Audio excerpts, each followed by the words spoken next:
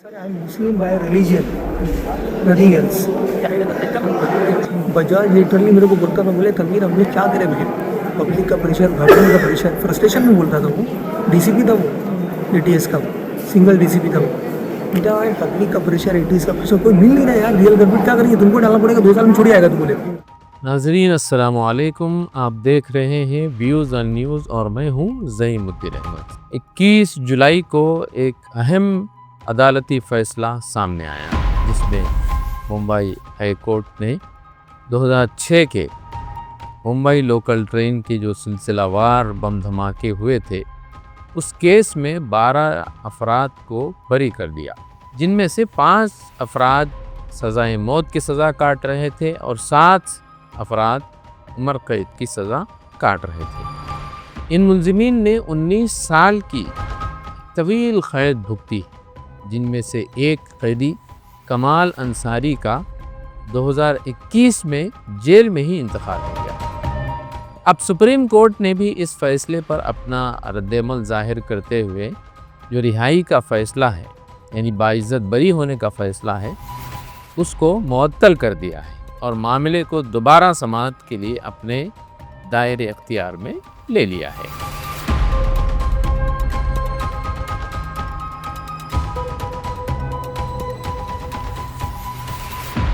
बाईस जुलाई 2025 को supreme court ने मुंबई हाई कोर्ट के फैसले पर अबूरी हुक्म जारी करते हुए वाज़ेह किया कि जो रिहाई का फ़ैसला है या बरी होने का जो फ़ैसला है उसको फ़िलहाल यानी उसको प्रेसिडेंट यानी कोई उसकी नज़ीर के तौर पर इस फ़ैसले को इस्तेमाल नहीं किया जा सकता। ताहम जो भी मुलजिमीन हैं उनकी रिहाई बरकरार रहेगी, उनको जेल नहीं भेजा जाएगा। रियासत महाराष्ट्र की अपील पर सुप्रीम कोर्ट ने तमाम जो फरीक़ैन हैं उनको नोटिस भी जारी किए हैं। ये बात वाज़ेह है कि सुप्रीम कोर्ट ने हाई कोर्ट के फ़ैसले को क़ानूनी तौर पर चैलेंज के काबिल समझा है, लेकिन इंसानी बुनियादों पर मुलजिमीन को मज़ीद क़ैद में रखने से इनकार किया, जो एक वक्ती रिलीफ तो ज़रूर है मगर मुकम्मल इंसाफ इसे नहीं कहा जा सकता। इस फ़ैसले पर मुख्तलिफ सियासी जमातों के रद्द-ए-अमल भी सामने आए हैं और सियासी रंग भी इसमें नज़र आता है। बीजेपी के एक रहनुमा कृतसोमिया ने कहा कि तमाम मुलजिमीन को फांसी मिलनी चाहिए थी और फैसले को दहशतगर्दी के खिलाफ जिद्दोजहद में नुकसानदेह करार दिया है। कांग्रेस की वर्षा गायकवाड़ के रोहित पवार जो एनसीपी के हैं, उन्होंने कहा कि अगर वाकई मुलजिमीन बेगुनाह है तो सवाल ये उठता है कि तहक़ीक़ात में इतनी संगीन गलतियाँ क्यों हुई हैं। अगरचे मुंबई हाई कोर्ट ने अपने 667 सफ़हात पर मुश्तमिल फ़ैसले में पुलिस हिरासत में हुए तशद्दुद और उसकी शिद्दत को तस्लीम किया है और जो तिब्बी शवाहिद है उसका हवाला भी दिया है और मुक़दमे की बुनियाद बनने वाले इतराफ़ी बयानात को नाकाबिल एतबार समझा है। लेकिन फ़ैसले में कहीं भी उन अहलकारों के ख़िलाफ़ यानी उन पुलिस ओहदेदारों के ख़िलाफ़ या जेल हुकाम के ख़िलाफ़ कार्रवाई या उनकी शिनाख्त का ज़िक्र तक नहीं किया, जिन्होंने मुबैना तौर पर इन मुलजिमीन के साथ जो है तशद्दुद किया है। ये खामोशी न सिर्फ इंसाफ की जो रूह है उसके ख़िलाफ़ है, बल्कि पुलिस मज़ालिम के ख़िलाफ़ अपना जो मौक़िफ़ है वो भी मुबहम और कमज़ोर छोड़ देती है। इस केस में पुलिस ने एक कहानी घड़ी। पुलिस का दावा ये था कि ये अफराद ईरान के रास्ते पाकिस्तान गए, वहाँ बम बनाने का और हथियार चलाने की जो है तरबियत हासिल की, पाकिस्तानी हैंडलर्स के साथ राब्ते में रहे, मुंबई के लोकल ट्रेन नेटवर्क का बगौर जायज़ा लिया, उसका मुशाहिदा किया और फिर 11 जुलाई 2006 को 7 ट्रेनों में बम धमाके किए। लेकिन इस कहानी की बुनियाद महज पुलिस हिरासत में लिए गए जो इतराफ़ी बयानात हैं उस पर थी, जिनकी क़ानूनी हैसियत मशकूक यानी डाउटफुल रही, ख़ास कर जबकि उन बयानात को देने से पहले اور بعد میں شدید ان پر تشدد کیا گیا، اس کے شواہد بھی موجود ہیں۔ ان ملزمین نے بارہا عدالت کو بتایا کہ ان پر پولیس حراست میں بہت ظلم ہوا ہے، تشدد ہوا ہے، اور بعد میں جیل میں بھی تشدد کیا گیا۔ ان الزامات کی تصدیق جو میڈیکل رپورٹس ہیں اس سے بھی ہو گئی، مگر ٹرائل کورٹ کے جج وائی ڈی شنڈے نے ان پر توجہ تک نہیں دی۔ اب بمبئی ہائی کورٹ نے بھی اپنے فیصلے میں ان پہلوؤں پر خاموشی اختیار کی ہے۔ یہاں ایک سوال یہ پیدا ہوتا ہے کہ کیا عدالت محض قانونی نکات کی بنیاد پر انصاف کرے گی، یا وہ ریاستی ظلم و زیادتی پر کارروائی کرنے کی جو اخلاقی ذمہ داری ہے اس کو بھی محسوس کرے گی؟ اگر عدلیہ اپنے اختیارات کے باوجود ظالم پولیس افسران کے خلاف سخت کارروائی کے احکامات دینے سے گریز کرے گی تو پھر عام شہری کس کے در پر انصاف کی فریاد دے کر جائیں گے؟ عبدالوحید شیخ، جنہیں 2015 میں اس کیس سے بری کیا گیا تھا، انہوں نے ایک کتاب لکھی۔ اس کتاب کا نام ہے بے گناہ قیدی۔ اس میں 100 سے زائد پولیس عہدیداروں، اہلکاروں اور جو میڈیکل آفیسرز ہیں ان کے نام درج کیے ہیں کہ جنہوں نے ان پر تشدد کیا یا خاموش تماشائی بنے رہے، وہ دیکھتے رہے ان پر تشدد ہوتا ہوا۔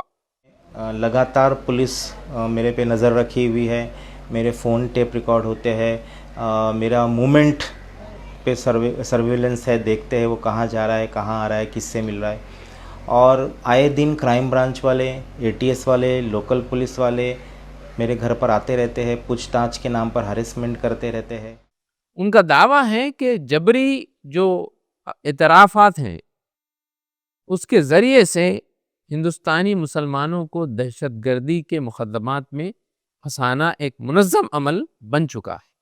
انسداد منظم جرائم قانون یعنی مکوکا کے تحت پولیس کو 30 دن کی حراست اور 180 دن میں چارج شیٹ داخل کرنے کا اختیار حاصل ہوتا ہے۔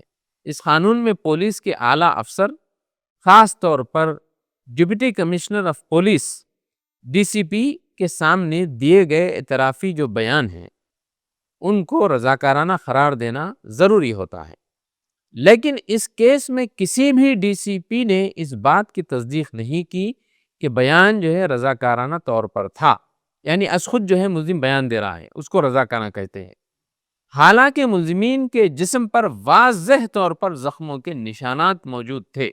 عدالتی فیصلے میں پولیس افسران جیسے برجیش سنگھ، نول بجاج، ڈی ایم پھڑتارے، سنجے موہیتے اور دتاتریہ کارلے جیسے افسران کا ذکر تو آیا ہے، مگر انہیں جواب دہ نہیں ٹھہرایا گیا اور کوئی اس قسم کا جو ہے حکم بھی صادر نہیں کیا گیا۔ حتیٰ کہ آرتھر روڈ جیل کے سپرنٹ سواتی ساتھے پر بھی یہ الزام ہے کہ انہوں نے ملزمین کو گواہ بننے کی ترغیب دی اور گواہ بننے سے انکار پر ان سب سے جو ہے مار پیٹ کی، لیکن ان پر بھی کوئی کارروائی نہیں کی گئی اب تک۔ اسی طرح ممبئی کے اس وقت کے پولیس کمشنر اے این رائے اور اے ٹی ایس چیف کے پی رگھوونشی کے خلاف بھی الزامات تھے، مگر ان پر بھی کوئی کارروائی کا حکم جاری نہیں کیا گیا۔ یہ محض ایک مقدمہ نہیں ہے، بلکہ ہندوستانی عدالتی جو نظام ہے، یہ محض ایک مقدمہ نہیں ہے بلکہ ہندوستانی عدالتی جو نظام ہے اس کی مجموعی ناکامی ہے، اس کی ایک جیتی جاگتی مثال اس کو کہا جا سکتا ہے۔ ملزمین میں سے 11 لوگوں نے پولیس حراست سے عدالتی حراست میں منتقلی کے دن ہی اپنے اعترافات سے رجوع کر لیا تھا اور بارہا عدالتی فورمز پر تشدد کی شکایات کی تھی۔ اس کے باوجود ٹرائل کورٹ نے انہیں سزائیں سنائیں اور ہائی کورٹ نے بھی ان کی زندگی کے ضائع شدہ قیمتی برسوں کے لیے نہ تو معاوضے کی بات کی۔ سوال یہ ہے کہ کیا کسی کو 19 سال تک جیل میں رکھ کر بعد میں بری کر دینا ہی کافی ہے؟ کیا ان کے خاندانوں کے دکھ، ان کے بکھرے ہوئے خواب اور نظام انصاف پر سے اٹھ چکے عوامی اعتماد کو بحال کرنے کے لیے ریاست اور عدلیہ کو کوئی جواب نہیں دینا چاہیے۔ ایک اور سنگین پہلو اس میں پوشیدہ ہے کہ اس جرم کے اصل مجرم کون تھے۔ جب یہ لوگ بری ہو گئے ہیں تو اصل مجرم کون تھا؟ اب تک اس کا کوئی سراغ نہیں مل پایا۔ یہاں تک کہ 2008 میں صادق اسرار شیخ جو ایک دوسرے مقدمے میں ملوث تھا، اس نے اسی مکوکا جج کے سامنے دعویٰ کیا تھا کہ یہ دھماکے ان کی تنظیم انڈین مجاہدین نے کیے تھے۔ اس بیان کو بھی نظر انداز کر دیا گیا۔ اسی طرح بم دھماکوں میں پریشر کوکر تھیوری کو بنیاد بنایا گیا تھا، جو بعد میں جھوٹی ثابت ہوئی۔ یہ تھیوری پولیس نے پیش کی تھی۔ اگر عدلیہ ان شواہد کو سنجیدگی سے لیتی اور اثر نو ایک غیر جانبدار تحقیقات کا حکم دیتی تو شاید آج ہم اصل مجرموں تک پہنچ سکتے تھے، مگر ایسا نہ ہو سکا۔ اصل فیصلے سے نہ صرف 12 افراد کے ساتھ ناانصافی ہوئی، بلکہ ان 189 خاندانوں پر بھی ظلم ہوا جنہوں نے 11 جولائی 2006 کے دھماکوں میں اپنے عزیزوں کو کھویا۔ نہ اصل مجرم کو سزا ملی، نہ ہی ریاستی تشدد کے ذمہ داروں کو کٹہرے میں کھڑا کیا گیا، اور نہ ہی انصاف کی سچی بازیابی ممکن ہو سکی۔ ہندوستان جیسے جمہوری ملک میں انصاف کا یہ معیار عدالتی بے حسی اور ریاستی بے رحمی کا ایک حسین سنگم نظر آتا ہے۔